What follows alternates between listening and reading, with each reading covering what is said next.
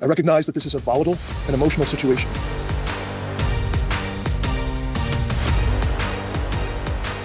Good morning, good evening, wherever you are, whenever you are watching this. Today we're going to go over some statements made by the City of Minneapolis Chief of Police on January 24th, 2026. Now, the statements would be, I guess, okay, if not for the fact that he contradicts himself multiple times. So let's go ahead and get into this. Good evening. I'm going to provide a brief update on the events today and our plans to maintain order in the city.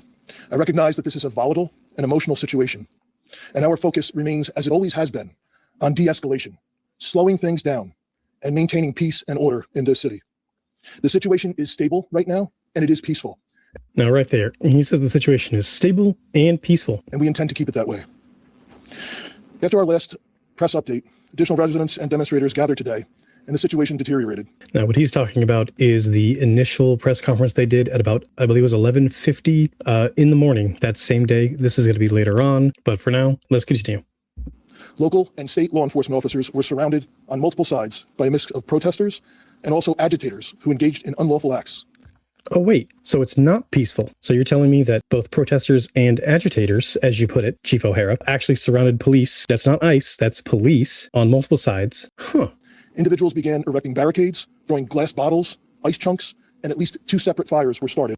Wait, so you're telling me that it was peaceful, and yet protesters and agitators began to erect their own barricades and then also throw bottles, ice chunks, and then start fires? That doesn't sound very peaceful to me.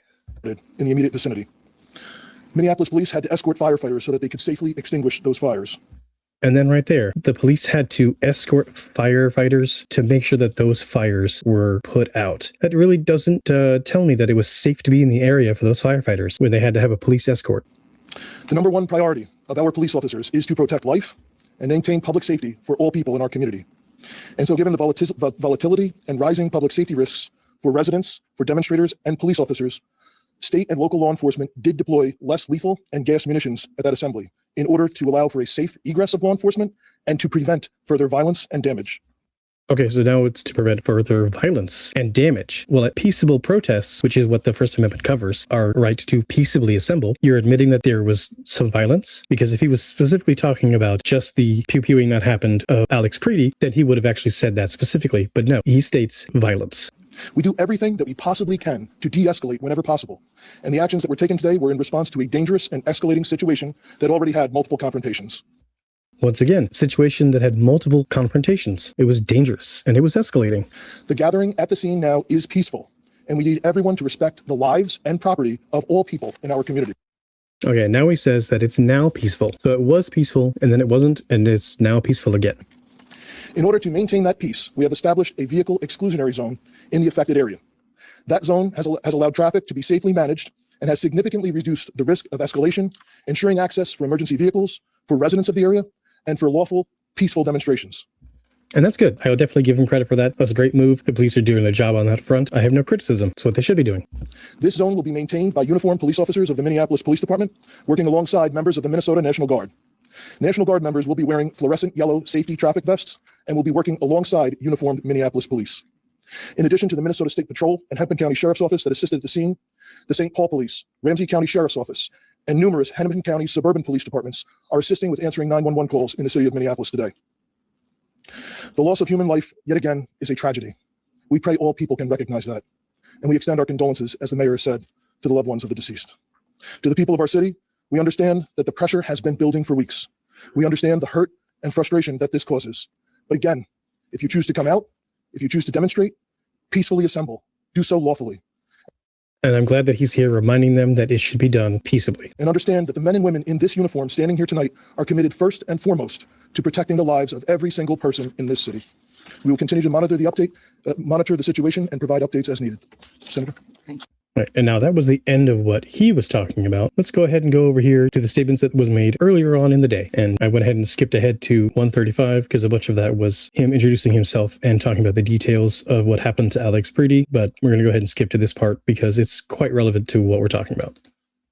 We urge everyone to remain peaceful. We recognize that there is a lot of anger and a lot of questions around what has happened, but we need people to remain peaceful. So again, that's good. Like, I approve that message. We understand that, this thing is going to make people angry, but we urge you to remain peaceful. And again, this is earlier on in the day. This is the conference that they had at 11:52 in the morning. And so this is going to be much earlier. In the area, we have an unlawful assembly at this time. Oh, wait, there was an unlawful assembly. I think that immediately contradicts what he said in the later video where he states that everything was peaceful. It does corroborate the second part that he said where there was escalation and violence. Minneapolis police have given multiple warnings for the crowd to disperse. We are asking for people to avoid the area and to leave if you are there. Yeah, sounds like they were giving lawful orders to the assemblers in order to stay out of the way, and they didn't. And that does actually corroborate with what he said in the other video about having to disperse gas and other things in order to clear the area. We have requested mutual aid from the Minnesota State Patrol and from all our local and county regional partners. We ask everyone to remain calm and to please do not destroy our own city. Now, one thing I definitely would like to point out is the fact that this only has 28K views, and the second video only has 6.4, and this one is the updated one. And if we go over here to CNN that covered the first earlier conference, it has 550K views. And we believe he is an American citizen. We have not been told any official reports of what has led up to the shooting, but we have seen the video that is circulating on social media.